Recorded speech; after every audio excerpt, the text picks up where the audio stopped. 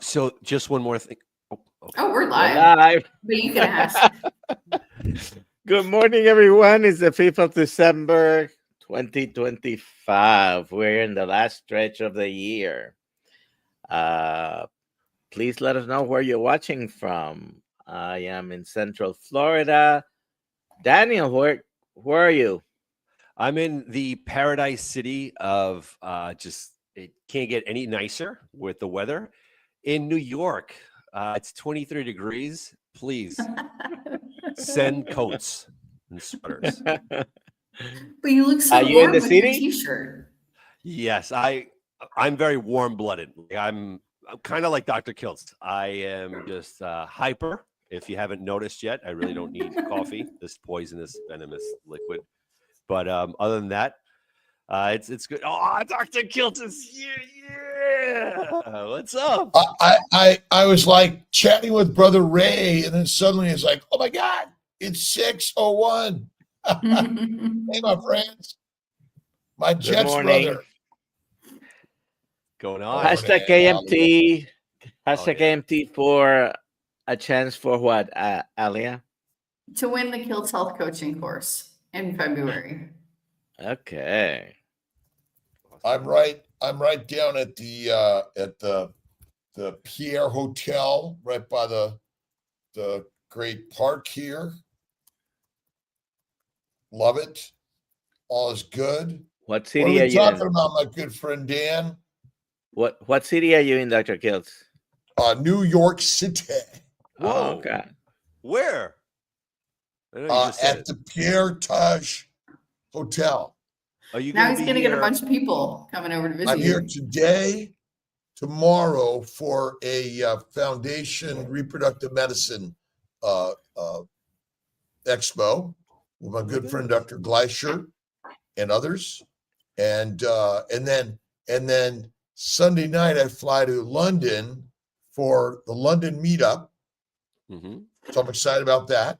Nice. Are you in Brooklyn? I can't remember, Dan. So I was born in Brooklyn, raised in Queens in Argentina, and now I'm in Long Island. But I work in the city. So if anything, I mean, I got your number. So if anything, we could link Give up. me a text. I'll come if you're.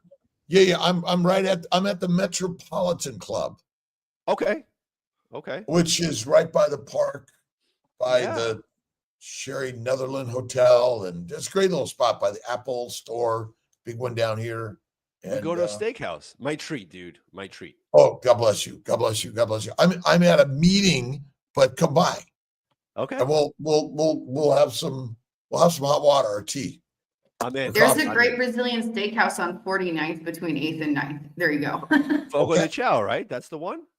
I don't think it's Pogo, but it's one. It's great. I don't think it's So Pogo. Brooklyn, Long Island, and I see a lot of Jets stuff. How about baseball? Yankees or Mets? So I'm very impartial, but if I had to choose one, I would go with the Brooklyn Dodgers. No, I would go with the Mets. I'm a Mets fan. Like I love misery. Love the Mets. I love losing. I am a big Mets fan. So I love it. I'll suffer the Jets though, because I'm a Patriots fan. But I have nothing in common with you. Look, well, I'm a big Mets fan. My oldest son was born in Long Island. I love it. Well, look, the Jets have been rebuilding since we landed on the moon. You guys, the Patriots, have been rebuilding for a year and a half. That's why I continue to be jealous of you guys. I don't know what kind of concrete you guys use to build, but we use sand and glue. I lived in Glen Cove for 3.5 years. I love it. Oh, I used to hang out in Glen Cove. My cousins were there. We went to Glen Cove Yacht Club. My uncle. That's where I did my residency, Dr. Kiltz. Ah, nice. Yeah, I was there back in the 70s. Mm. Only I wasn't born by then, but I know that. Anyways, have a meetup in New York. Yes, we do have to have one down in the greater metropolitan area. I'm in. I'm so in. All right, ours so is New York. Don't want to do that. please put your questions in the chat. And Dan, go ahead and tell us about you, who you are, why are Yep. we here listening to you today? Absolutely. And you, Uh, okay. So my name is Dan. I co-host the Jets Afterburners podcast, and I was very sick, not because I'm a Jet fan, but because health reasons. I was severely overweight, dealt with depression, anxiety, and these issues I had no idea that I even had. That's the wild part. Um, I did a lot of diets back in the day, just always trying to be in shape. The keto diet was big for me. I saw what the ramifications of sugar could do.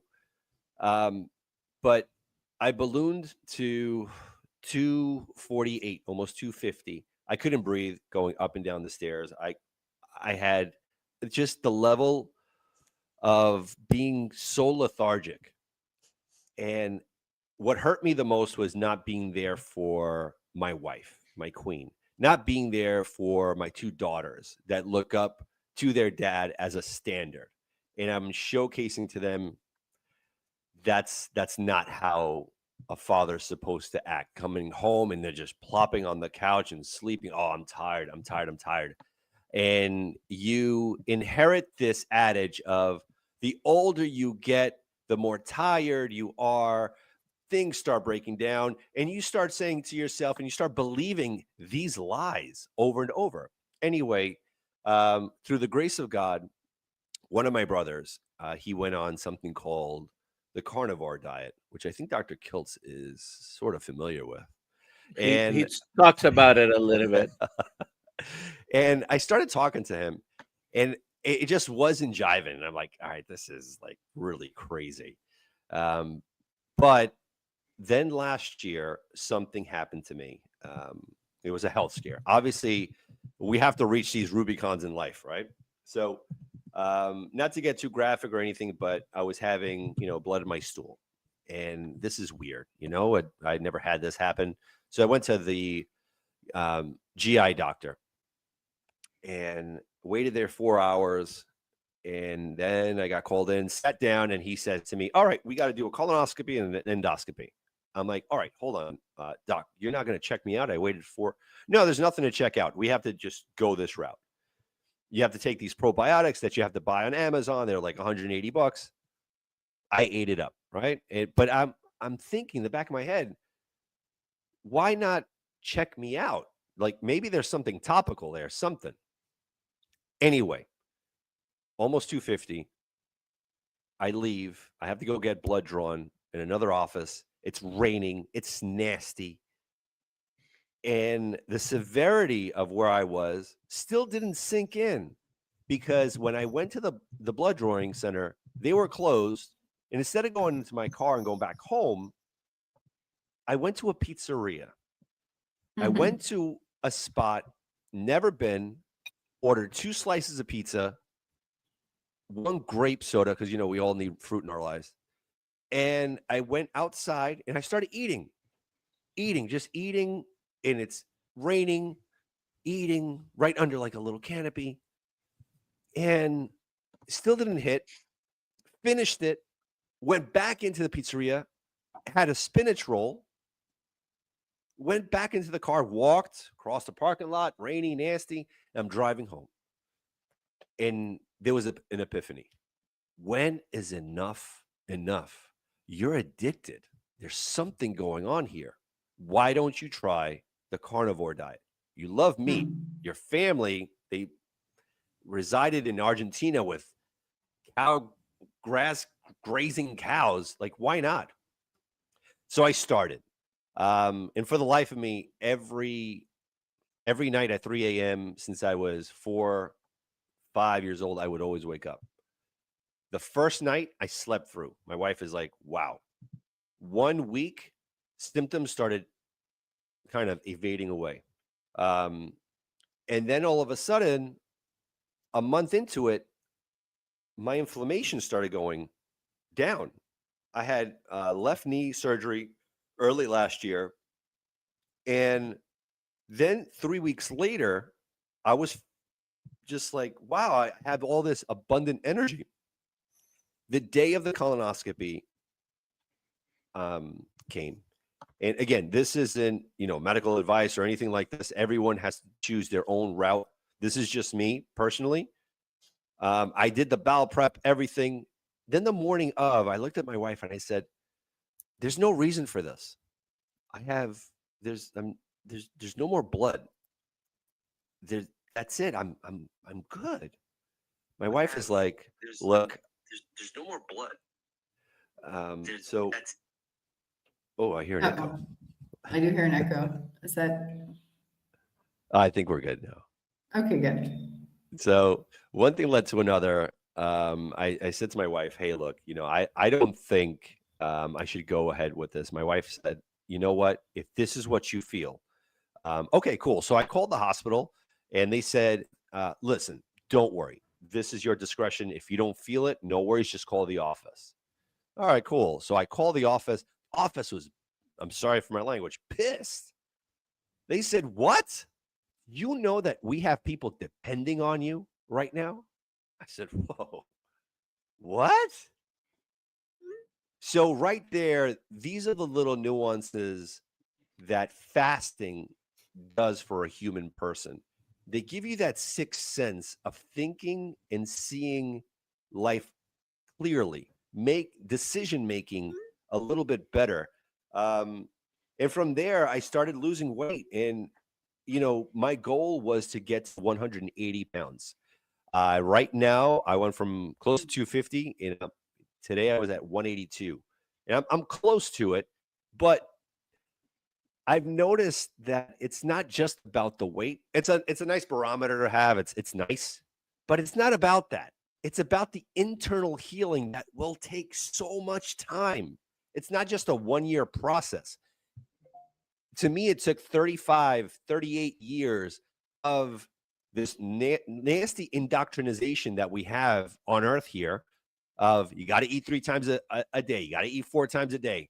You're not giving your gut enough time to cleanse itself. And then there's a lot of inflammation going on. There's a lot of damage. Now I need time to rectify all of that, all of those issues. I completed 1 full year in October. And this is going to Disney World. This is going to Dominican Republic. This is going on road trips. I'm just like Dante Ferrigno does. I'm bringing my air fryer with me.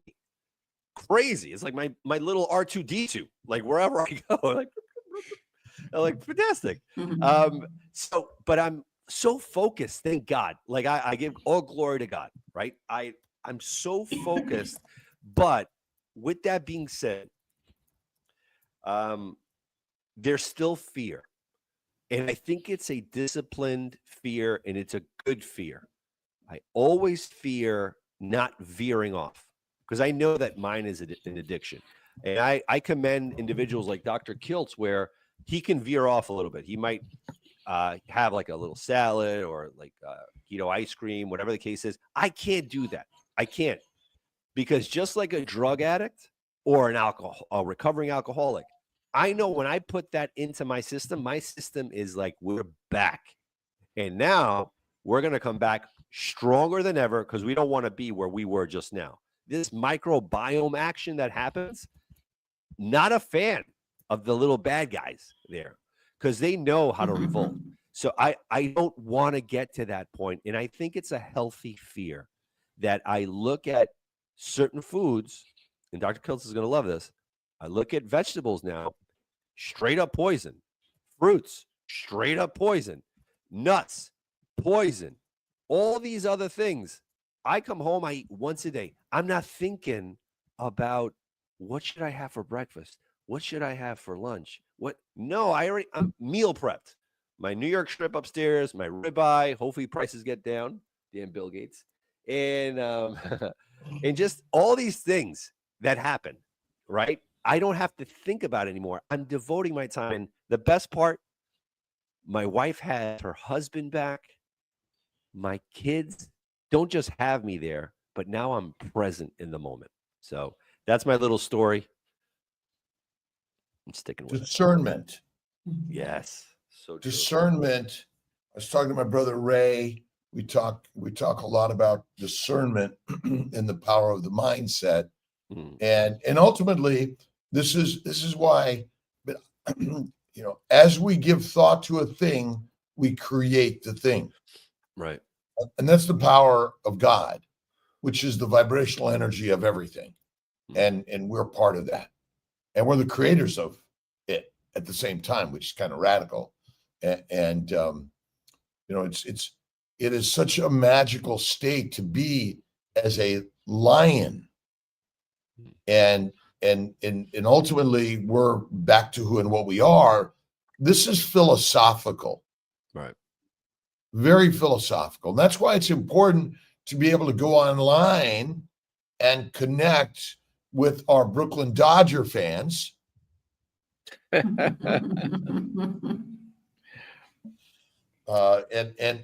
because we're community. Mm. This is like getting up and going to the cathedral, where we want to hang out with our brothers and sisters to learn more about what's the good news of life. Right. Please put questions in the chat with a QQQ for Dan. Well, Dan, what is your favorite steak? You mentioned New York strip. Is that your favorite cut? So this is wild, right? Like the New York strip is my go-to. Ribeyes, I always waffle between both of them, back and forth. But again, like I said before, ribeye prices right now are just ridiculous. But whenever there's a sale on, I buy in bulk. I don't go one by one. I go to the butchers. There's a place called Stu Leonard's here. It's cheaper by bulk. So I go with New York strips. I also go with the short ribs, the whole thing. So I'll make it as an asado outside, even if it's cold. It'll take me like 3-4 hours. Nice slow cook, and I'll munch on that. Like pork, though, that I don't know. There's something like when I eat it, like bacon, eggs, and I know Carrie is big on that in the Power Bowl, and I love it. But I feel a little drained, though. I don't know if it's my body going against the swine, but it's something where I don't know. I don't eat it all the time, just once in a while, just to get like a different taste in there. But favorite cut, New York strip, T-bones I like, but the filet, the mignon, that I don't know what it is. I'm a little nauseous to that. I don't know if it's because it's too lean and it's not. I don't fatty. like it either. That's because it's too lean, probably. Yeah, I mean, I saturate it with butter. I eat a bigger piece of butter than the actual filet. Weird. add the butter. Yeah. Something else On that. Oh, go ahead. Yeah, I was gonna say on the price. Watch out for sales. Just before Yes. Thanksgiving, a supermarket down here in Florida had the rib roast for $10.99 a pound. So I only bought 71 pounds of it. Have it in the freezer. I'll take them out, thaw them, cut them into ribeye steaks. And right now, for $10.99 a pound, not a bad price, because otherwise you have to pay up to close to $20. It is. But hamburger is really good. Yes. And I always get it from a regenerative rancher, Right. one of the best. Know where it's coming from. Meat, salt, and water really is our sort of straightforward, easiest direction here. You don't have to add butter. Right. Not required, but I think certainly it adds some depth and variety and spice to life. I mean, that's all part of this. You could be an ultra, just eat fatty meat, salt, and water. It's Right. your call. If you want to venture out to some other areas, that's your call. Some people can tolerate some plants, in my opinion, in small amounts better than others. It's true. But anyone, Dr. Nelson, that's had an anaphylactic reaction to personally you treated them as a doctor to ribeye steak? Treated them? No. Fortunately, someone we met in Hack Your Health, she developed alpha gal, so anyways, but it's very rare. Mm. I mean, It's- I definitely, always it's go to- definitely more common to have peanut allergies, egg allergies, and things like that. When was the last time you saw meat in the toilet, Dan? Uh, well, that was before. Never. Never. Yeah, before Never. I went on the carnivore diet when I had the health scare. Plants. That's the last time. Plants, never meat. No, definitely Never not. meat. Definitely not. Definitely not. You know, that's I gotta be honest. Like you kind of alluded to it a little earlier. The mental clarity, that mindset. I was never a big reader ever. I hated reading. I hated it. But the amount of books that I have been ripping through. Number one, my favorite above all is the Bible. That's number one. I love reading that in the morning. And I mean, I've been reading. I'm up to my 8th book. Hey, what is that? What book well, is this that? is the list of books in the back of our Kiltz's Keto Carnivore. So I Oh, always put a list of books that you do. Love to share them with you. yes, because you're right. absolutely. Absolutely. Reading, the voracious reading. And again, whether you're holding in your hand or you're listening to a book, but certainly the Bible is the human's best, most prolific, mythologic, masterful story. Oh, I mean, I believe every word that the word has. You know, I look at it, it's very factual and very life guiding. And that kind of propelled me to reading so many other books of the mind. And like, just to say a couple, Life is 10% what happens to you and 90% how you react. Great book. This one really helped me out. And it really helps out when you're really not in charge. People can't drive you crazy if you don't give them the keys.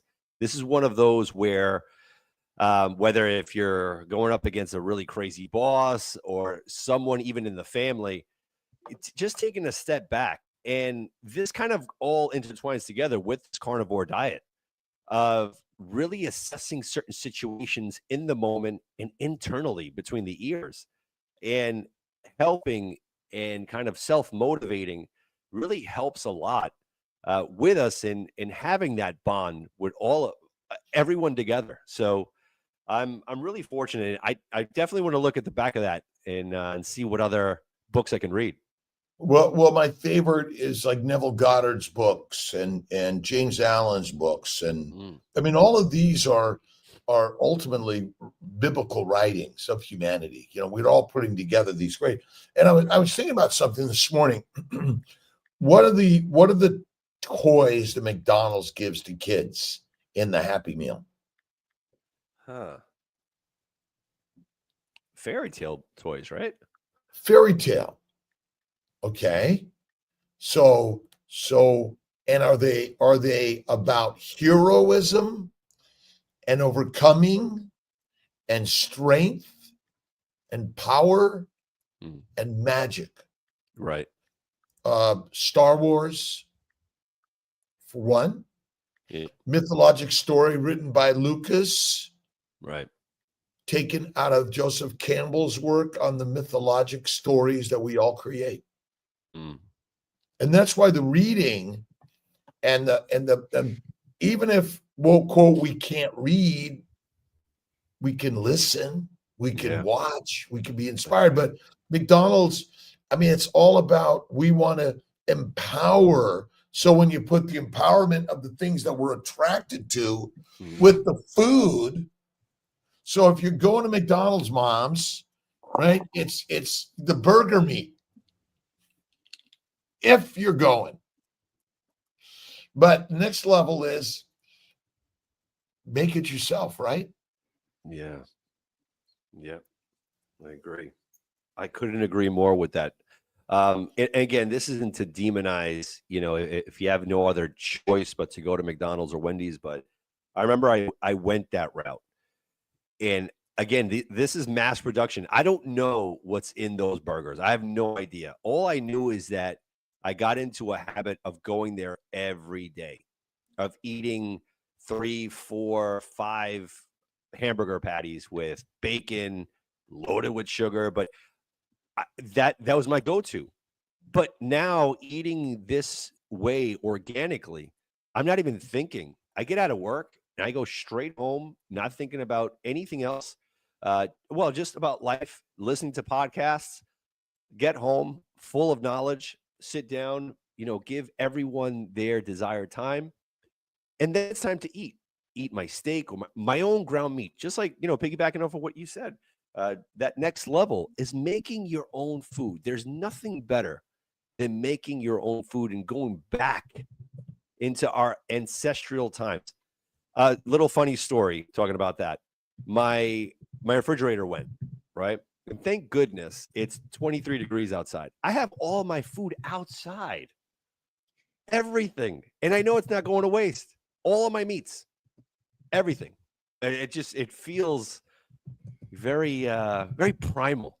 Yeah. I like that life. It's very fun. Yeah, well, I mean, ultimately, anyway, all this refrigeration is just like modern. Although we used to hunt down the ice and store it underground with in the caves with our product, with our food we were trying to keep chilled. But it's pretty amazing what we as humans have done. And remember, our biggest problem was lack of food. Right. So our drive is to provide food for everyone, right? I mean, the food trucks and the carts and things. And look at, again, it's you can be discerning in how and when you eat these things, Right. but you know how you feel when that bloat happens, right? Mm-hmm. And when you're eating, lean meat is one of our biggest problems. I think for many carnivores, the lean meat is a big problem. Yes. You got to go for the fat. Rare to raw is better, and add the salt. And that's crazy. That's the best thing you could ever do, or not eat. How much fasting do you do, Dan? So I go mostly probably 22 hours a day. 20 ranges from 20 to 22 hours a day. And I love it. But my next challenge is what you did, that 15-day. I think that's what we all need. We all need that kind of purification. And I think a lot of pharmaceutical companies, just medicinal, they know that that's part of the healing process. Fasting, your body, your gut, your soul, all of that. It needs time to cleanse itself. But again, we've adopted this as soon as you wake up, bacon, egg, and cheese, coffee, a bagel. So now your body right now is now digesting all this stuff. Now it's 10 o'clock. I got to go eat like a midday snack. Your body's like, whoa, hold on. I'm still working here. Then now 1 o'clock comes. It's lunchtime. Your stomach is like, whoa, give me a little bit. I'm still working on this bacon, egg, and cheese. You scarf down that. Now you're walking, whatnot. You pull a hamstring, whatever the case is. And your body's like, all right, I got to go fix this thing, but I'm still working on breakfast. Dinner time comes. Let's add, I don't know, a turkey dinner because we all need that. And now all of a sudden you go to bed and your body is beyond exhausted. And then people think, man, why am I so tired? There's no time to process because now it's 5 o'clock in the afternoon and your body just stopped digesting what you've been giving it all day. But again, we've been fed this lie of if you eat 6 little meals a day, you speed up your metabolism. And people are like, all right, you know what? Let's do it. I don't want this food going to waste. It's this constant lie. And the fasting, if we all kind of garner together and say, let's do at least 16 hours, 18 hours a day of fasting, people will start feeling better. Like that's why, and this is just me, and I think we're in agreement, Dr. Kiltz, about, and everyone here on the panel, that vegetables there's something up with that, especially with the carbs. It spikes up your sugar levels at a certain point, especially for me. But if we can get away from all that and have a seasonal approach to it, like our ancestors did, I think they had it right. They had it right in the winter times. There was you can't grow strawberries in the wintertime. You can't. That was the moment of 3 to 4 months where you would fast a lot and you would cleanse yourself from all the fruits, the vegetables that you would harvest and you would eat through your springtime and your summer. That's why, like, if people are vegans or vegetarians, this and that, it helps them with the fasting process. Yes, I don't agree with certain things, but I think the common denominator is the fasting. The fasting is where we all need to get back to. And I get What's it. the longest you have fasted? 72 hours, and that was years ago. That's what's mind-boggling to me. That was years ago, and I still am struggling with that. I want to go beyond it, and it's so mental. So Struggles are strengthening. You're right. So the best thing that I do is I'm excited about my next meal on Friday night. This happens on Monday morning. I visualize my beautiful meal on Friday night. And ultimately it's a mind game. Everything's really mental. You know, it's like I love fasting. I typically do my one meal at night. I think that meal later is the best, but you know, we're in a world of not normal. This is not our evolutionary lifestyle anyway. You know, but imagine most of our day was on finding food. Right. You know, we were hunter gatherers. That was like prima facie, most important part, right? Absolutely, without a doubt. And it's funny you say that because there was like a raccoon or something back here, and back in the day, I know I shouldn't even say this, but I was scared. Like, oh my God, there's a raccoon. You know, I got to call animal control. But in the middle of this whole carnivore quest, it became primal. I bought a spear. I have a spear. I've never in my life ever thought that I would own a weapon. I have a freaking spear. And I'm like, if anything like that gets close to my kids, I'm there to protect. It's that protection that I'm kind of defining here. And where, God forbid, something, if my family's in danger, I'm there. I'm ready. I'm ready for the moment, as opposed to how I was before. Oh my goodness, I'm very apprehensive. I hope if I go to this park and this happens, I hope, you know, I don't have to be called upon. And I'm so at a ready stage right now, God forbid something happens, to protect. And I think that goes across the board. And I attribute it to this way of living, this lion diet. I mean, all these influencers are amazing. And that's one thing I wanted to say. I think it's important to inundate ourselves that want a better lifestyle of the lion diet to continuously listen to all these amazing podcasts. You know, Dr. Nelson, Dr. Kiltz, Dante Ferrigno, Carrie from Homestead How, Dr. Berry, just on and on, listening always, because even though for me it may feel that I'm out of the woods, I'm nowhere close to out of the woods, because I could easily be pulled back by a wolf, like right away, if I let my guard down. But it's constantly reinforcing this protection, this mindset of saying, all right, I'm not going back. I'm not going back. I'm going forward. I'm continuing to learn. I like how this is going, but I know I could easily fall back, but I can't allow myself to do that. And that's why I listen to you guys every morning while I'm working out here. Yeah, the mind. And that's why I think the conversations are important.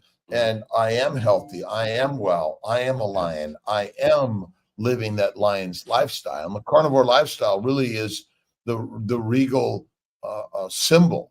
Lions are a symbol of family and of strength and power. And that's what we're looking for that. And that's what all the stories. That's why the Bible exists. It's an inspirational story for our children's children. These are our ancient stories that first were purely oracle, and then eventually were symbolic, and then in paintings and hieroglyphics and things, and then became the written symbols. Which are pretty bad. I have a question. And this is for the panel and for the chat. When you went onto this carnivore lifestyle, lion diet, did you start questioning everything else?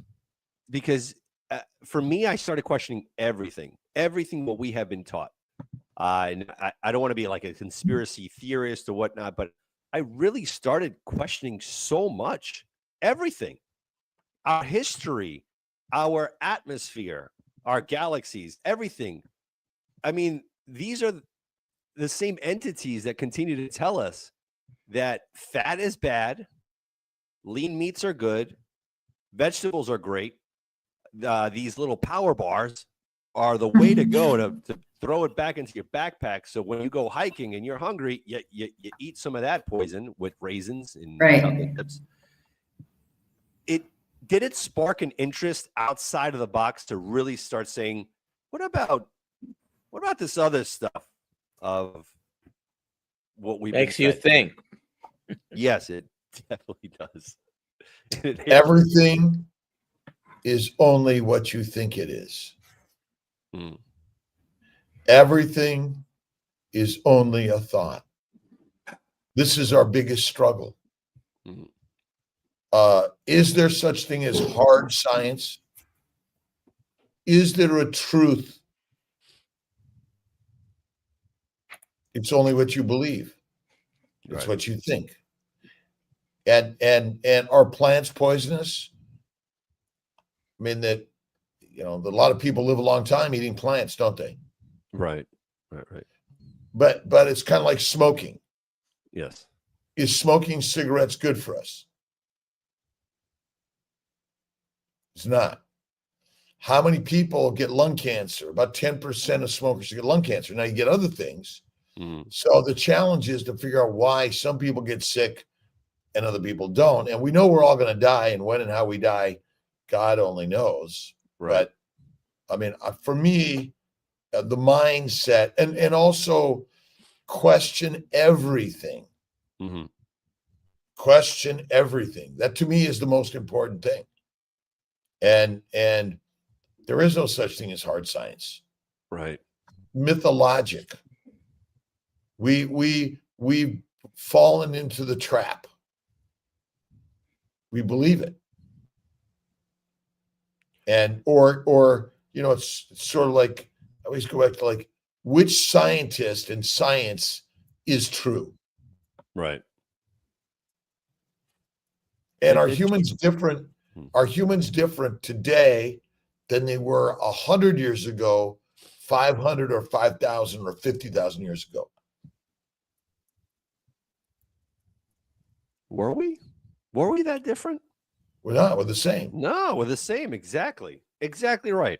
Exactly. And that's the thing. That's where I start questioning everything. Like you said about smoking, right? And I don't smoke, but I started looking into nicotine, and all the benefits that it has, but it's been demonized all these years. But then I'm like, oh, whoa, nicotine is no good. But then I revert back. Well, fat was no good. But then we get this great terminology, moderation. I don't live by that. I can't live by moderation. I can't do moderation. I can't eat a little bit of. Okay. Whoa. All right. I am a minimizer and a moderator. As I think, so shall it be. Right. I'm addicted. I can't do that. Those are our leading words. Right. Which leads to exactly what we believe and where we're at. That's the hard part. Right. It's the hard part. And and I think it's important because we're basically living in an amusement park. Right? It's just an amusement park every day. Right. But in fact, go ahead, doctor. No, I was gonna say we have a few questions here. We can. Yeah, let's do some of them. Let's see. What if all food makes me feel sick and gives me diarrhea and acid reflux is uncontrollable? Only water doesn't hurt me. What does she do? Melanie. I say ground beef. Yeah, raw ground beef, but first fast. Heal the glycocalyx, the sugar layer, the mucopolysaccharide layer that actually is our protector of the epithelial cells. And that's one of the biggest things. What we have to do. Fasting is one of the best things. And then slowly, I again, raw meat. No other animal cooks their food, and it is likely that we've went a long time without cooking food. And I was just curious of Melanie, is this something that just happened, or is it something that has been triggering all these years? Because maybe it's the diet that has happened for maybe over 5, 10, 15 years. Yeah. When did it trigger? Just curious. Yeah, and remember, I mean, all of us can get intermittent problems like this. These are not unusual because the microbes, bacteria, yeast, and viruses are everywhere. And we're in a very crowded environment, not natural and normal to human evolution. We were, in small tribal bands for infinite time, and now here we are, right? Next. Mary Freed would like to know what is your favorite book? And Who's that? Me? Oh, me? Yeah. Oh, You. Other than the Bible. So I got to be honest. It's called Forget Me Not. So it's a guide for individuals that have family that suffer with other family members that have Alzheimer's.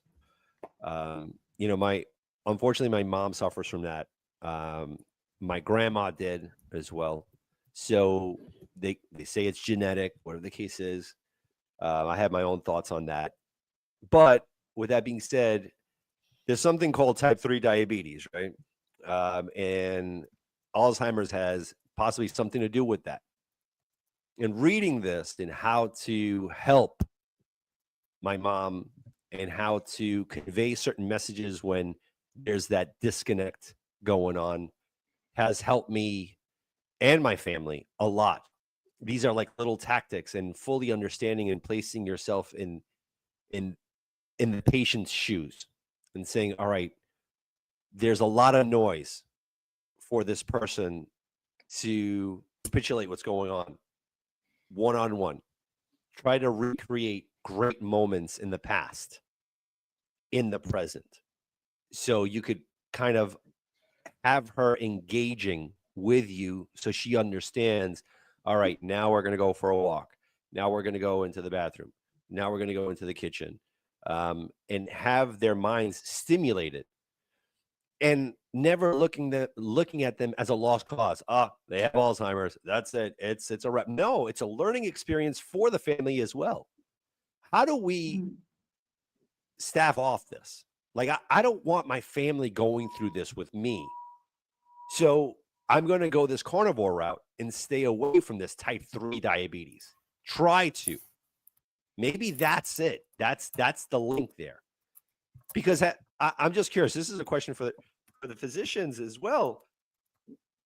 Has there always been this high incidence rate of Alzheimer's, of diabetes? What about 100 years ago? 200? Was Alzheimer's a thing? Was diabetes a thing? Was cancer a thing at this rate? Or is it the food that we're ingesting slowly? Not because it doesn't happen overnight. Little by little, is it influencing our health and into these detrimental diseases? Just curious. Yeah, certainly the rates of all those things that you mentioned are just going up exponentially. Yeah. There's got to be a correlation. Of course. Yeah. Well, absolutely. Genetically, we're all predisposed to these certain diseases. So we would say that Alzheimer's is pretty common, right? But the environment is changing, right? We live in boxes, we eat out of boxes, and then they bury us in a box. None of those are normal, right? But Alzheimer's is just another plant protein, low-fat diet disease. And thinking alcohol is good for us. And we as doctors have been taught that a plant-based low animal fat diet is the best thing for humans, and 3 to 6 meals a day, which is all basically the cause. Is your mother on carnivore? So yes, so we put her on carnivore, keto, a lot of things. What helped her a lot was, she was at a rehab because she broke her ankle and whatnot, and it was like a whole process. And then all of a sudden she stopped eating.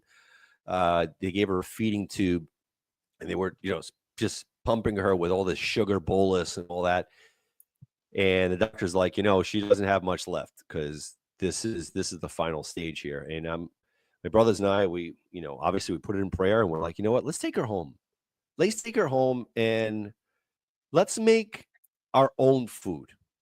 And again, this is not medical advice or whatnot. This is what we did. So we brought her home, and we bought like, I forgot, like a KitchenAid, like high volume blender.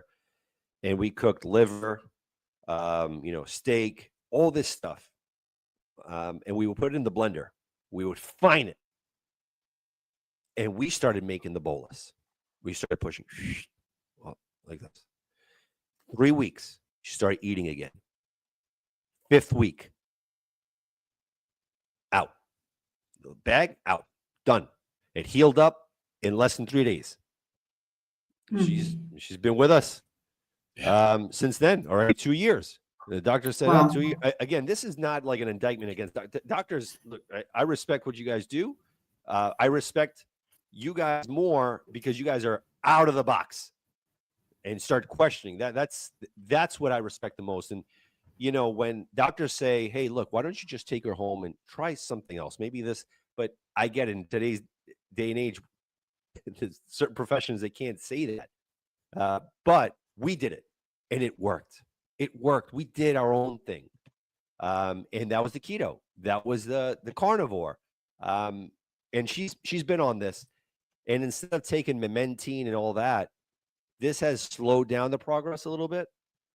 And we're trying to have those neuron synapses occur again, but with ketones.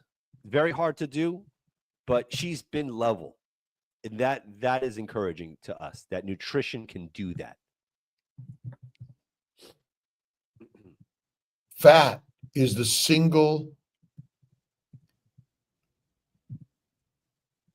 thing that we've removed from our diet that is the deadliest thing to remove. And labeling fat and obesity a disease. It is not. Right. Yeah, right. You're someone's drunk and the poison is alcohol. Mm-hmm.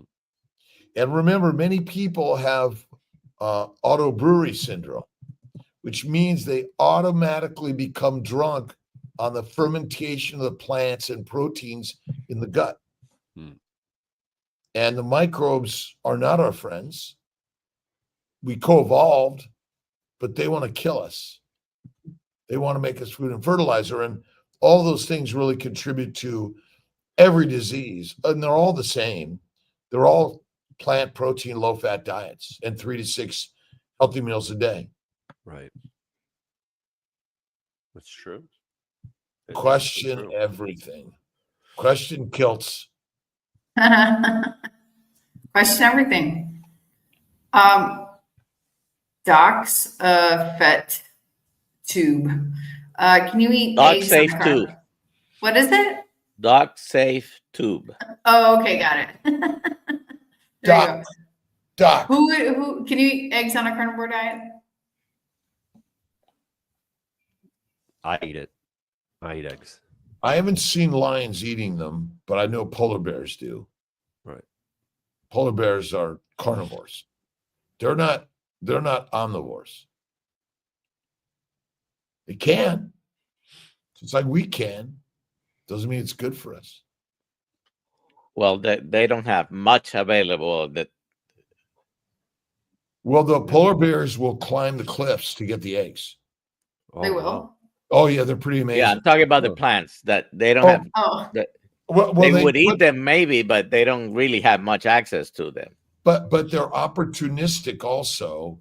Yeah. At the and we've changed their environment and we got garbage and trash everywhere and they too are looking for food, right? All these animals that are coming into our environments, we're surprised. Right. They have the same drive as we do. Food. All Next right. question. Who is an early inspiration to you in your current lifestyle? ASA, what's that mean? I don't know what that means, but I think this question's for Dan. For me, it was my brother Joe. Because he and I, there's 5 of us, right? 5 brothers in total, and me and him, we have always struggled with weight. Unfortunately, he went back, right? Because he started implementing a little fruit, this and that, and it's unfortunate, but he's trying to get back. But that to me is like a standard. Like, you know what? He did it.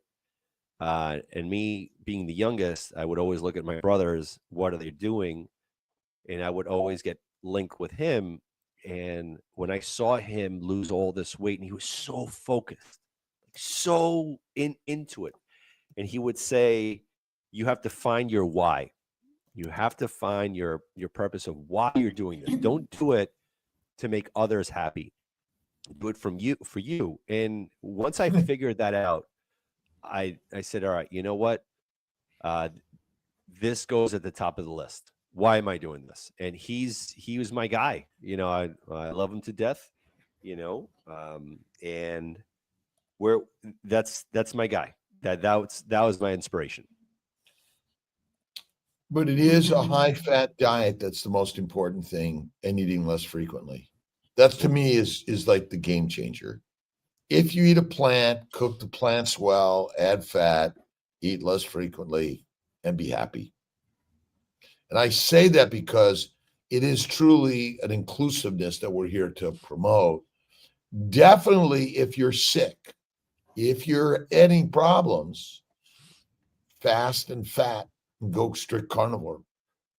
Rare to raw, salt and water. That'll be the key, the trick here. Very true. Great. Brad Biscuit, why would you moderate consumption of anti-nutrients? Why moderate toxins? To what benefit if scarcity not a problem? I think she asked that when you were talking about nicotine. Well, just there's anti-nutrients in almost every plant.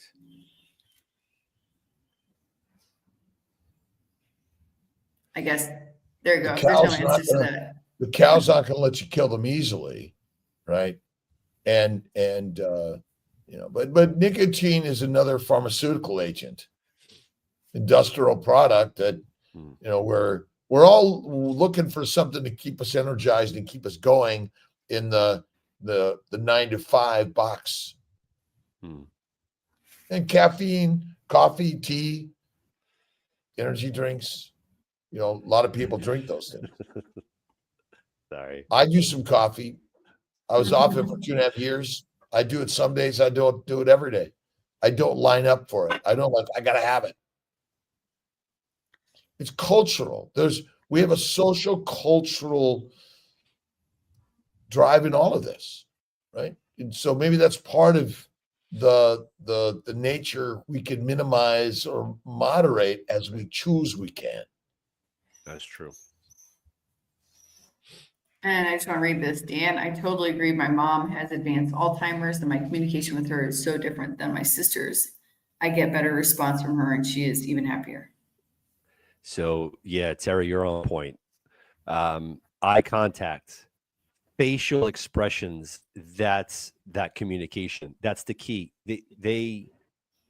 If someone's saying, hey, mom, you got to eat this. No, I don't want it. No, you got to eat it. It's good for you. All they're hearing is yelling in noise. But if that's that facial feature, like I look at my mom, I'm like, hey, mom, we're going to go to a party. We're going to do this. We're going to have a blast. The only thing is we got to eat this little bit of steak or whatever. Okay, we're good. And there's that connection. I think that is the portal. That's it. That portal second that you got your mom back. That little second is like, I got you. Bam. She ate it. She understood me. And then obviously Alzheimer's comes back, but that happiness, they respond better with that human affection of joy. And they see your facial expressions as opposed to, oh man, there's a lot of people talking at the same time. And yeah, you're right. You nailed it. That's very true. All right, we're gonna do. Yep. I'm clicking the button. Listen and love. That's one of the most important parts, and touch and eye contact and caring. I mean, our parents raised us. They took care of us. They didn't shove us in a memory care home, right? Although school might be considered, the brainwashing the way it is. In essence, maybe we could blame them for our tragedies lives. But I think it is. My parents took care of them till the day they died at home, and went through many of these same challenges. And their diet was the challenge, right? So Florida girl, FL girl, has won. Congrats! Nice, congratulations! Health coaching certification course for our next cohort. What do they need to do? That'll be February. They just need to email me name. That would be it. Email me, alia@drkiltz.com with your real name, and I'll get you on the list. There was another last question here. Let's see. How do you handle friends' opinions regarding this way of eating? I'm one or in big change, but friends feel I'm radical. So I discuss this less unless asked. I love this question because when I first started, it was an uphill climb. Like, how am I going to be socially accepted? We're going to go out to dinner and there's nothing going to be on the menu. Once you come to peace with the aforementioned why of your life, you're okay. And if they're your friends, they will continue being your friends. And live the example. Understand why you're doing what you're doing. Once you understand that the way how you have been eating and all these ailments have made you sick, they would not be questioning you. Let's say, God forbid, you had a big time disease and you had to go through certain treatments. They would not be like, why are you going through this treatment? They would be on your side. Like, if you need anything, you let me know. So treat it the same way. I haven't been called too many times right now to go out and hang out for beers or whatever. But if I do go to, let's say, a bar with friends, I'm having my seltzer. That's it. No alcohol. I stopped drinking alcohol. I'll give you the secret, because yesterday I was in the same situation. Listen carefully, because this is profound. No, thank you. I mean, be polite. No, thank you. I was offered some things that I don't eat. It's someone that I doesn't know the way I'm eating right now, and someone passed in my family yesterday, so no, thank you. And you can go and participate. You have seltzer, and someone offers you something. No, thank you. And it might not be the time to try to explain your whole approach in eating at that point. Can I say one more thing? I'm sorry. I apologize. Go ahead, Dan. When I go to restaurants, don't be afraid to be that person. When the waiter comes over, you could say, look, I'll have this piece of steak, but no seasoning. I'm allergic. When they come in and they hear the words allergies, they will make sure that they will cook you what you need. So yes, I'm allergic to certain things, sugars, vegetables, whatever the case is. Yeah, and it's true because that made me the way how I was. Once you let them know that you're allergic to certain things, you're going to get your steak with salt, or bring your own salt. Like I always put salt in my pocket, and it's the weirdest thing, like Salt Bay does, but I do it because I don't trust their salt. So it's okay to do certain things, even if it's very abstract. I love to say, you're right.